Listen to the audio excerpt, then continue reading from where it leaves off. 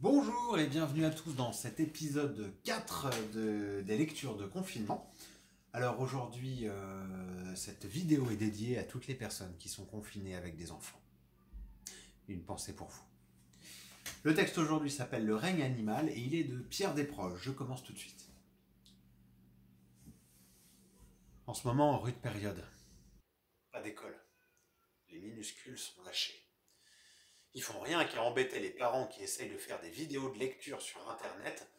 Véridique, ça fait au moins 8 ou 9 fois que j'essaye de la refaire. Ou tous ceux qui télétravaillent.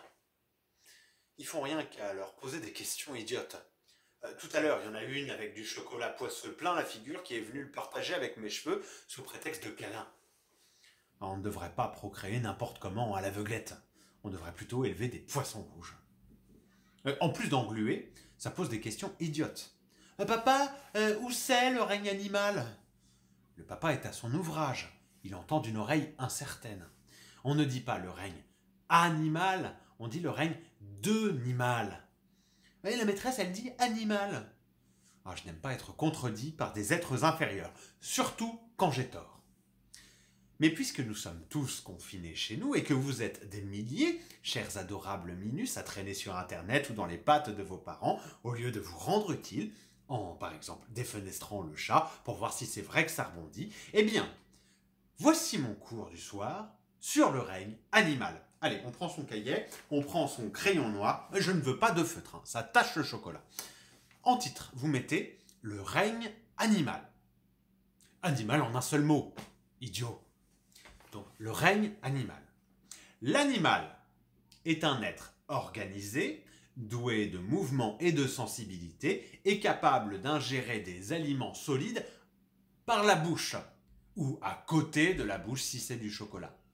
Le règne animal se divise en 3 parties. 1. Les animaux. 2. L'homme. 3. Les enfants. Bon, les animaux. Les animaux sont comme des bêtes, d'où leur nom. Ne possédant pas d'intelligence supérieure, ils passent leur temps à faire des bulles ou à jouer dans l'herbe au lieu d'aller télétravailler. Ils mangent n'importe quoi, très souvent par terre. Ils se reproduisent dans les clairières, parfois même place de l'église, avec des zézettes et des foufounettes. Les animaux ne savent pas qu'ils vont mourir. C'est pourquoi ils continuent de batifoler quand ils ont 38,7. L'homme. Remarquons au passage que l'on dit les animaux au pluriel, mais on dit l'homme au singulier, parce que l'homme est unique. De même, nous dirons les animaux sèment des crottes, alors que l'homme, lui, il fout la merde. L'homme est un être doué d'intelligence. Sans son intelligence, il jouerait dans l'herbe ou ferait des bulles au lieu de penser au printemps pendant qu'il est confiné chez lui dans son 30 mètres carrés sans balcon. Grâce à son intelligence, l'homme peut visser des boulons chez Renault pendant 60 heures par semaine et jusqu'à l'âge de 64 ans sans tirer sur sa laisse, et ce grâce aux nouvelles ordonnances du gouvernement. Il arrive aussi, mais moins souvent, que l'homme utilise son intelligence pour donner à l'humanité la possibilité de se détruire en une seconde. Je ne parle pas du Covid-19. On dit alors qu'il est supérieurement intelligent. C'est le cas de monsieur Einstein, qui est malheureusement mort trop tard. Ou de monsieur Sakharov, qui s'est converti dans l'humanisme enfermé trop tard également. Sakharov, c'est l'inventeur de la bombe H. Hein.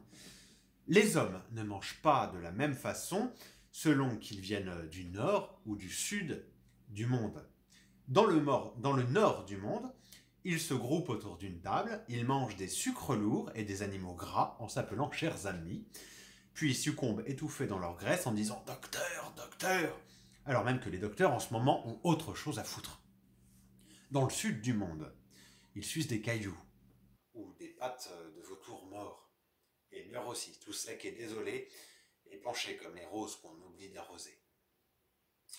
Pour se reproduire, les hommes se mettent de petites graines dans le derrière en disant « Oui, Germaine !» Les enfants, enfin, contrairement à l'homme et aux animaux, ne se reproduisent pas. Pour avoir un bébé, il est nécessaire de croire à cette histoire de petites graines. Malheureusement, les enfants n'y croient pas tellement.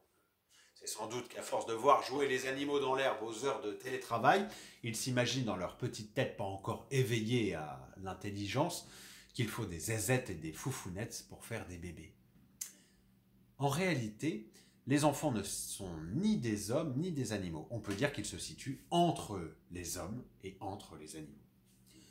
Observons un homme occupé à donner des coups de ceinture à une petite chienne coquère marrante comme une boule de duvet et avec des yeux très émouvants. Si un enfant vient à passer, eh ben il se met aussitôt entre l'homme et l'animal. Et c'est bien ce que je disais. Brave gosse. En plus de nous divertir, de nous aider à garder le moral pendant ce confinement, ils ont une belle âme. Mais c'est pas une raison pour nous coller du chocolat sur la figure quand nous écrivons des choses légères pour oublier les vautours et l'épidémie. Quant au mois de mars, je le dis sans aucune arrière-pensée politique, ça m'étonnerait très fort qu'il passe l'hiver. Prenez soin de vous.